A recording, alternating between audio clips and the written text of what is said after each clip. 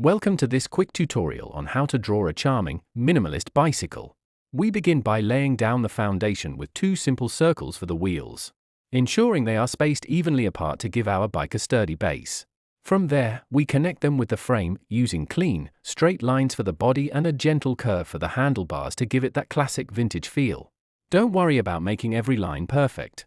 The hand-drawn character is what makes this sketch feel personal and inviting.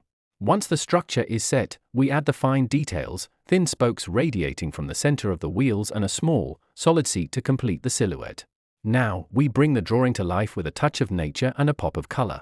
We add a small woven basket to the front, filling it with simple, playful flower shapes that look like they were just picked from a meadow.